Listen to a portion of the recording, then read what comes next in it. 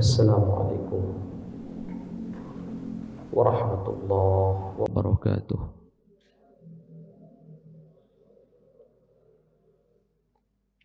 Alhamdulillah.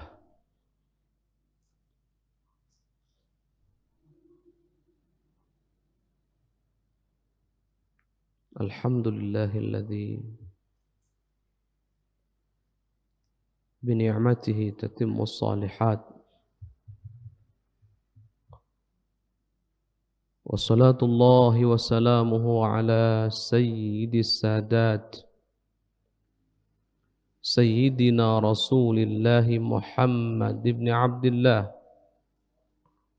wa ala alihi wa sahbihi wa man walah wa la hawla wa la quwwata illa billah. Allahumma ya Rabbana allimna at-ta'wila wa faqihna fid din. Allahumma ya Rabbana a'inna ala dhikrika wa syukrika wa husni ibadatik. Waj'alna ya Rabbana mimman yastami'una al-qawla fayattabi'una ahsanah. Waj'alna ya Rabbana min khiyari ummati habibika sayyidina Muhammad. Warzuqna ya Rabbana yawmal qiyamati an-nadhara ila wajhikal karim.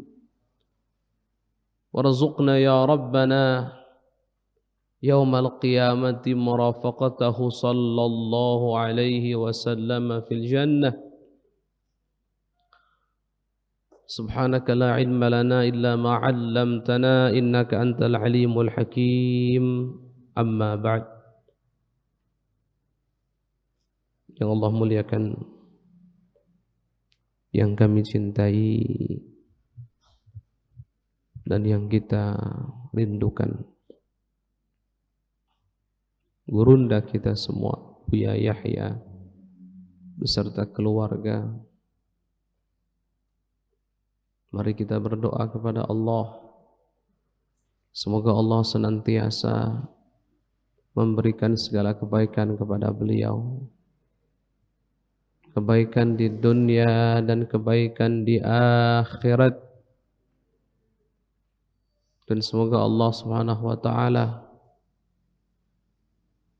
memberikan kepada gurunda kita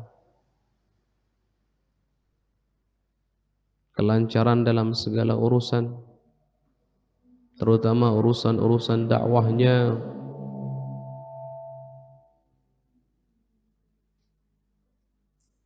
Dan semoga Allah Subhanahu wa taala menganugerahkan kepada gurunda kita keistiqomahan dalam dakwahnya, menganugerahkan kepada beliau umur yang panjang dalam ketaatan serta sehat wal afiah. Dan semoga Allah SWT menganugerahkan kepada kita semua hati yang betul-betul sambung dengan beliau. Tidaklah kita sambung dengan beliau kecuali karena beliau adalah pewaris dari banyak pewaris-pewaris baginda Nabi Muhammad SAW. Dan semoga Allah menjadikan sambung hatinya kita dengan pewaris-pewaris baginda Nabi sebagai sebab dan sebagai wasilah kita semua dikumpulkan bersama beliau-beliau.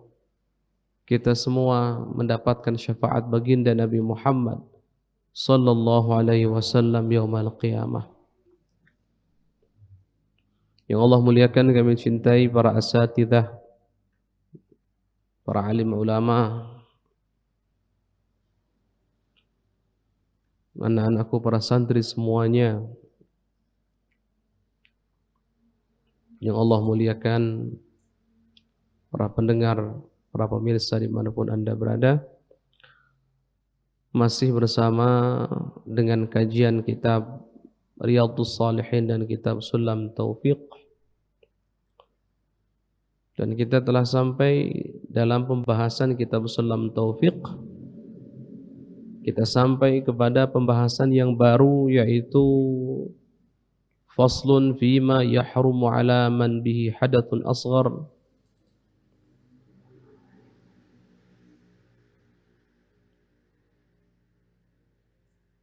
atau akbar. Fasal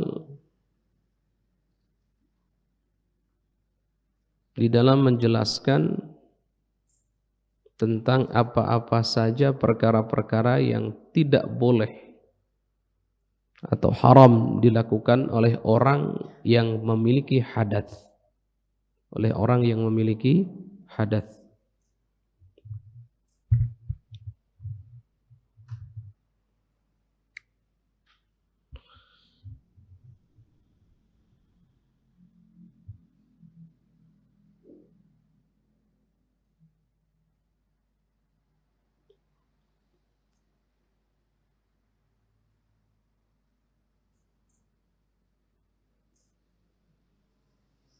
Hadath kita sudah sama-sama ketahui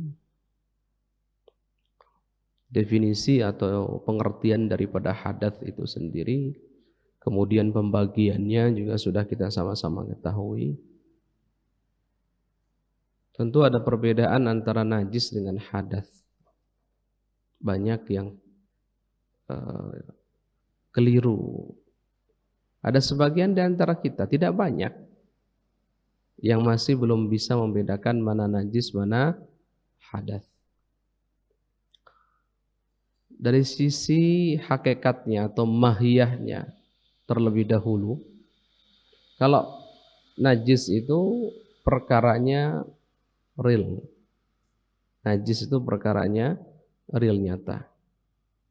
Contoh, yang keluar dari lubang depan dan lubang belakang, maka yang keluar tersebut disebut najis atau dihukumi najis. Tapi dia real, nyata, adanya.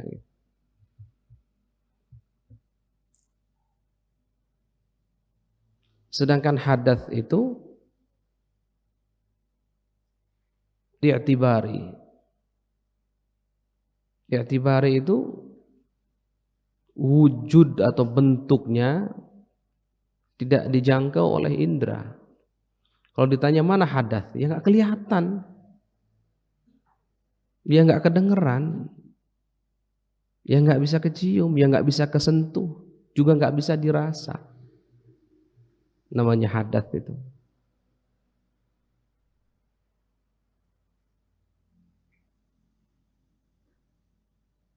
Tapi kapan dia ada, kapan dianggap ada?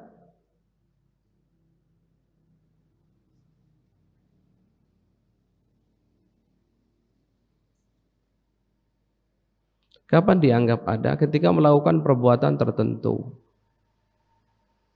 Ketika melakukan perbuatan tertentu. Contohnya,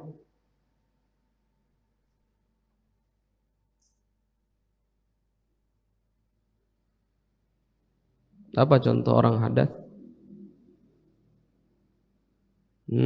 Apa contohnya? Hadath kecil, apa contohnya?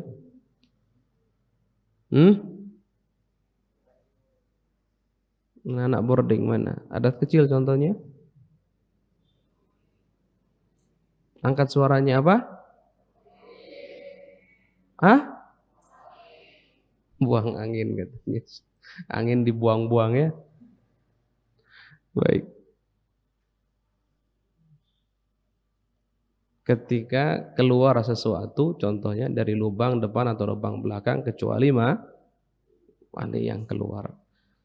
Jadi ketika keluarnya itulah, maka yang mengeluarkan disebut orang yang berhadath. Maka terjadi yang namanya hadath. Loh Ustaz, kan hadath kecium? Enggak, yang kalian cium itu bukan hadathnya. Kan Ustaz hadath enggak, yang kalian lihat bukan hadathnya. Yang kalian lihat justru najisnya. Jelas? Beda tidak? Makanya hadath itu diartikan amrun i'tibariyun yamna'u sihhatas salah haitsu la murakhis. Perkara i'tibari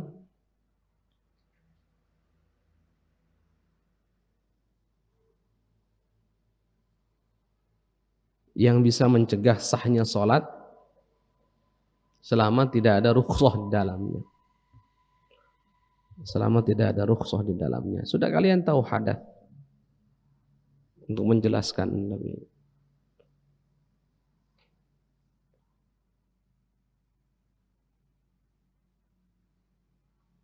Nah, kita baca. Man intaqadha wudu'uhu, barang siapa yang batal wudu'nya, berarti sama dengan berhadath. Oh, itu.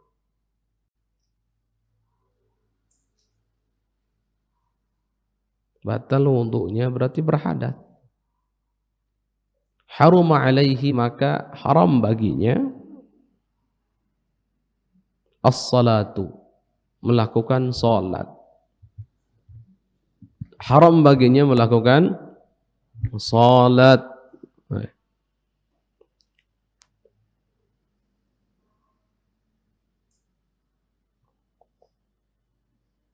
Baik itu salatnya salat fardu atau salat sunnah atau salat jenazah, termasuk yang fardu kifayah.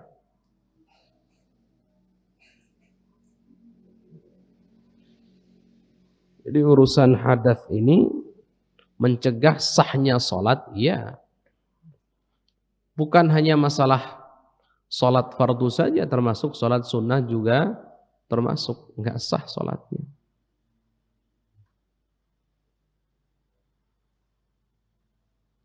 Termasuk juga salat yang hukumnya fardu kifayah seperti salat jenazah, enggak sah salatnya.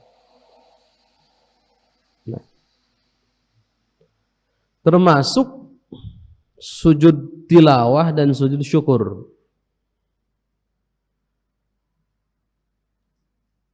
Tidak boleh dilakukan dalam keadaan hadath. Tidak boleh dilakukan dalam keadaan hadath.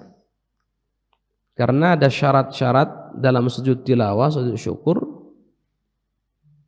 yang diterapkan seperti syarat-syarat dalam sholat. Jadi ini mirip dengan sholat. Jadi kembali, orang yang batal wudunya atau yang berhadath tidak boleh melakukan apa? Sholat. Sholatnya ada bedanya, fardu, sunnah, kifayah. Fardu ain, fardu kifayah ada bedanya? Tidak beda. Sama saja. Tetap tidak boleh. Kalian mau sholat apapun, termasuk sholat sunnah mutlak. Termasuk sholat sunnah mutlak, kalian harus bersuci. Tidak boleh dilakukan dalam keadaan berhadath. Nah,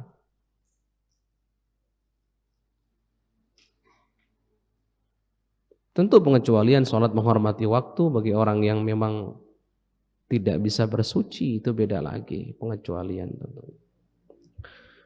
Kemudian kapan tidak bolehnya untuk orang yang berhadath dalam melakukan sholat, kapan nggak bolehnya? Nggak boleh itu dikatakan oleh para ulama ibtidaan. Ibtidaan itu ketika kita berhadath kemudian kita mau memulai sholat. Nggak boleh memulai sholat dalam keadaan berhadath. Atau dawaman, saat sholat kemudian berhadath. Boleh dilanjut nggak sholatnya? Boleh dilanjut atau tidak? Tidak, bukan hanya tidak, tapi kalau disengaja dilanjut, niat melanjutkan sholat, haram hukumnya. Jadi segera ketika ini ilmu ya. Ketika kalian, mungkin semua sudah jelas, kalau kalian punya hadath maka nggak boleh sholat.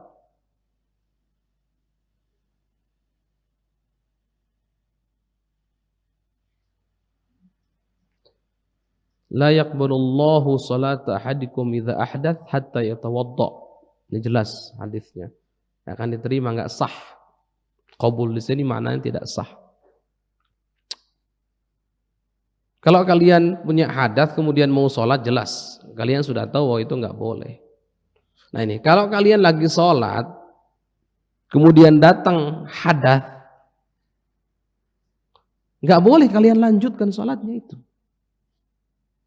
langsung niat mutus sholat saat itu juga. Ayo niat mutus sholat, selesai, berhenti sholatnya, nggak boleh dilanjutkan,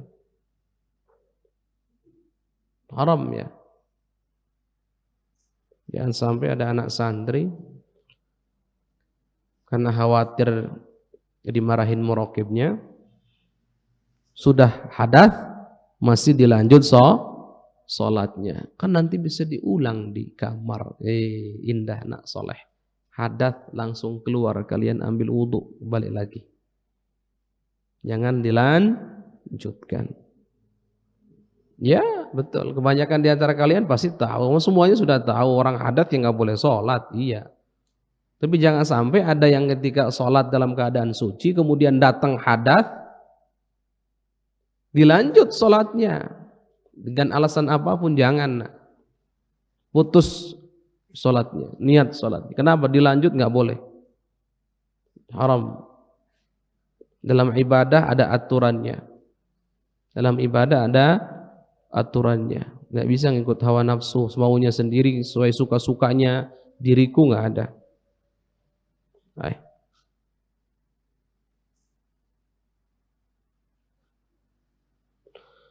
Baik, kemudian kita lanjut, wat tawafu haruma alaihi salatu wat tawafu, jangan tawaf, nggak boleh tawaf. Tawaf di mana? Di Ka'bah. Tawaf itu secara bahasa, dalam bahasanya muter, mengelilingi, memutari, namanya tawaf. Tapi tawaf di sini jelas maknanya adalah tawaf atau mengelilingi Ka'bah. Baik.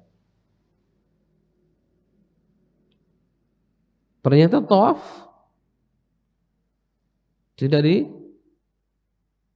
diperbolehkan bagi orang yang berhadas, nggak boleh.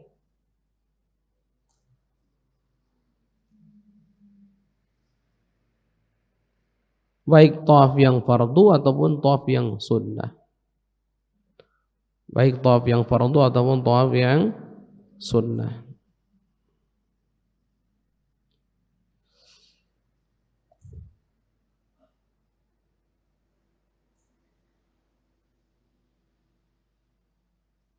Ini juga hati-hati, karena sebagian di antara yang kita itu yang sudah pernah melakukan tawaf tahu bahwa tawaf itu bukan perkara enteng. Ibadah badaniyah yang cukup berat, muternya harus 7 kali sambil berdesak-desakan luar biasa. Udah 7 kali muter, desak-desakan lagi. Sudah gitu tempat wudhunya kalau seandainya batal agak jauh. Tapi tetap saja tetap saja jangan dijadikan alasan. Batal ya sudah. Batal ya sudah, berhenti tawafnya. Kemudian ambil wudhu, kemudian balik lagi. Kalau dalam mazhab kita kan tinggal lanjut saja. Tadi dapat berapa? Oh 3 sempurna, ya sudah, lanjutkan, berarti 4, 5, 6, 7.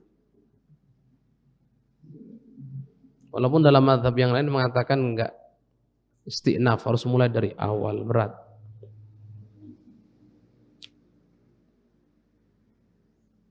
Oleh karenanya dalam tawaf ini ada hal yang sering diingatkan oleh para ulama, para ustadz ketika para jamaahnya ingin melakukan tawaf, agar kita taklid kepada Imam Malik atau Imam Abi Hanifah dalam bab wudu, dalam bab wudu.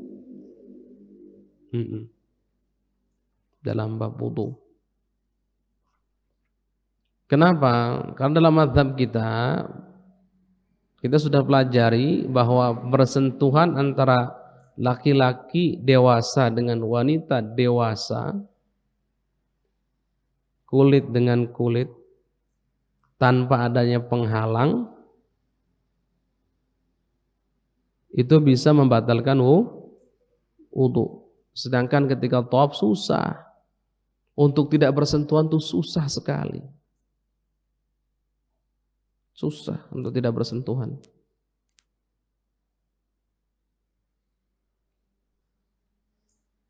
Terus bagaimana solusinya?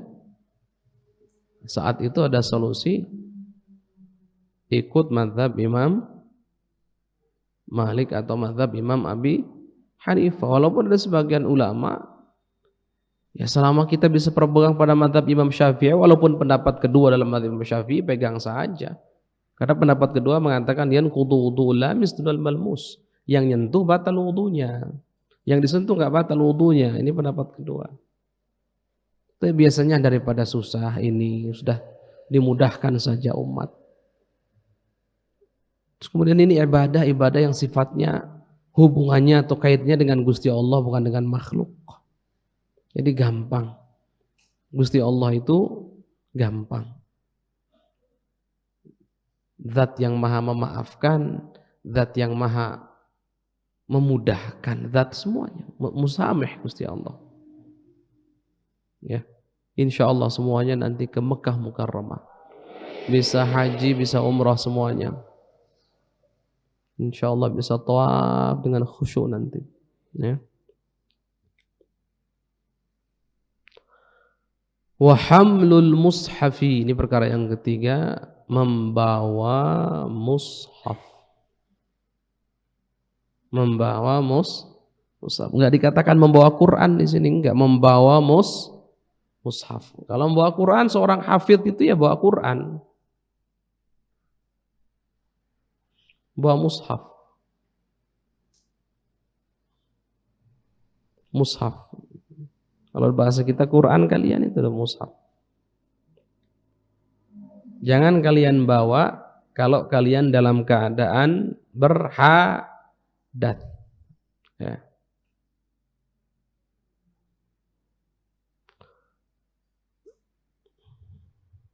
Dan ingat nak, kalian juga kadang belajar Al-Quran. Kemudian kalian nulis di papan tulis ayat Al-Quran. Tuh, ayat Al-Quran. Memang tujuannya memang untuk dipelajari, apalagi pas materinya materi tafsir contohnya. Ditulis ayat Al-Quran di papan tulis. Dan kalian juga nggak boleh sembarangan bawa papan tulis itu, karena itu hukumnya hukum mushaf. Nah. Karena papan tulis itu ditulis di situ ayat Al-Quran dengan tujuan untuk belajar, dipelajari. Saat itu hukumnya sama. Hukumnya sama. Wudu dulu baru diangkat. Kalau kalian mau pindahkan, kalian santri. Wudu dulu, ya.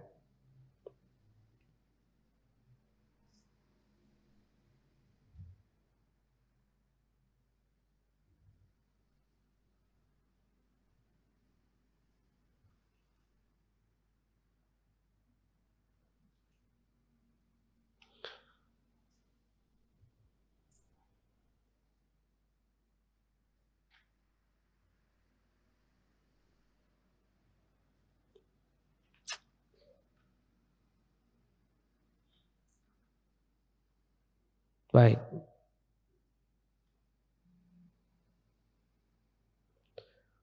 Kemudian wa massuhu, dan menyentuhnya, disentuh mushaf. Kalau lagi hadas nggak boleh menyentuh. Jangan disentuh. Jangan disentuh.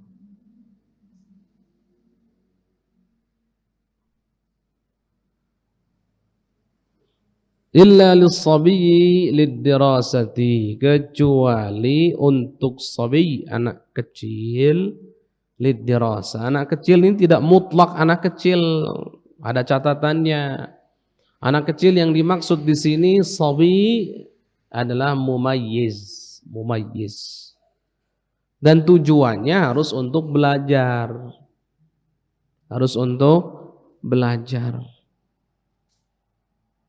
Untuk mumayyiz kemudian dia untuk belajar nggak masalah, diperbolehkan. Tapi kalau anak kecil dia belum mumayyiz, ingat dia belum sampai usia 7 tahun, belum bisa makan sendiri, minum sendiri, belum bisa bersuci sendiri. Jangan dong dikasih Quran ke dia, nggak boleh. Ada bayi, biar pinter, biar ngacak-ngacak Quran begitu, biar pinter. Biar pinter itu diajarin. Bukan ngacak-ngacak Al-Quran. Biasanya kan ada bayi itu apa-apa ngelihat apa-apa itu ya karena memang menyenangkan bagi dia ya sudah diacak-acak, dibuka-buka dan seterusnya. Nah, ada sebagian orang tua itu bayinya ngacak-ngacak Quran, biarkan biar pinter. Hei, la. Enggak. Jangan. Ya. Biar pinter diajari. Insya Allah pinter nanti, doakan terus diajari.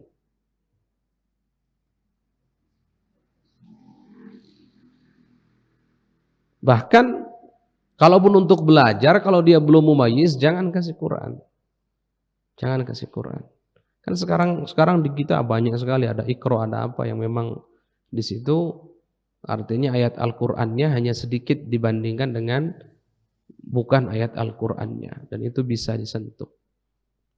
Bisa dibawa juga. Wa 'alal junubi, maksudnya haram bagi orang yang junub, hadhihi yang 4 tadi itu.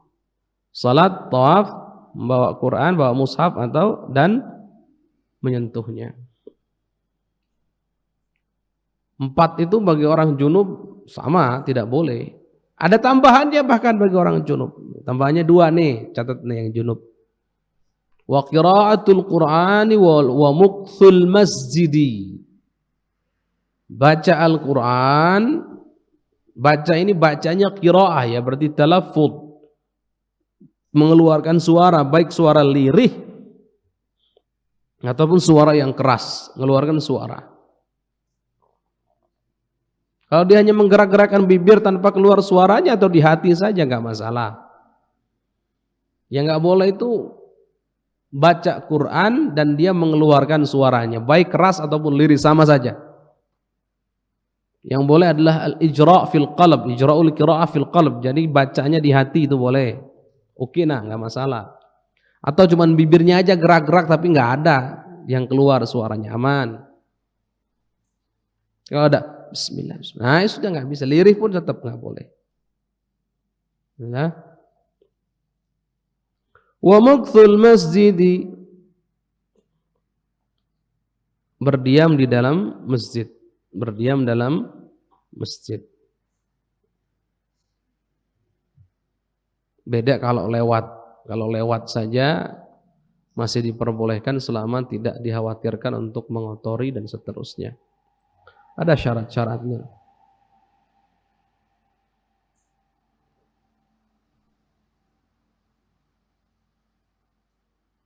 Kemudian wa 'alal haidhi, dan haram bagi orang yang haid, orang yang berhadas, orang yang junub, orang yang haid, ini yang ketiga.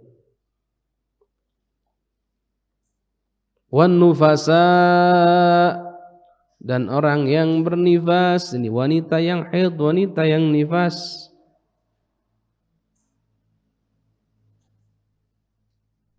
Ini nufasa ini lafadznya jamak tapi maknanya mufrad.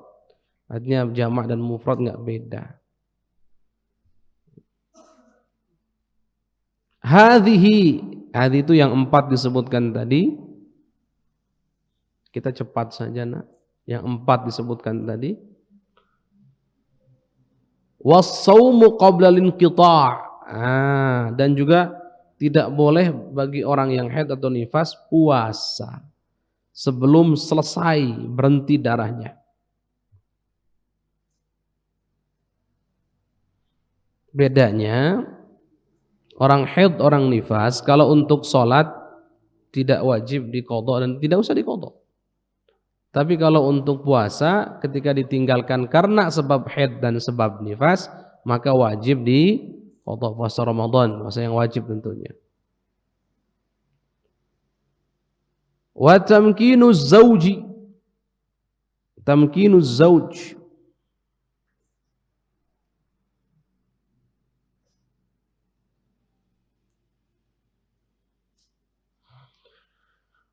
was-sayyidi minal istimta' bima baina surratiha wa rukbataiha qabla al-ghusli. Lagi-lagi. Jadi bagi orang yang bagi wanita haid, bagi wanita yang nifas tidak boleh mempersilahkan atau membiarkan suaminya, atau simpel gini, nggak boleh bagi suaminya atau bagi tuannya, ini zaman dulu tentunya tuan itu, untuk istimta. Istimta itu ngalap kenikmatan, nyari kenikmatan, nyari kesenangan, istimta. Di antara pusar dan lututnya, kedua lututnya, bagian itu nggak boleh. Jadi nyentuh saja nggak, jangan di bagian itu, ya.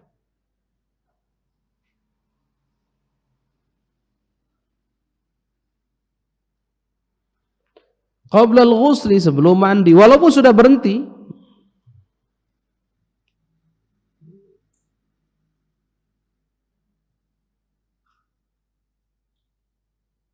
walaupun sudah berhenti darahnya, putus darahnya, tapi sebelum mandi besar, maka tidak diperbolehkan.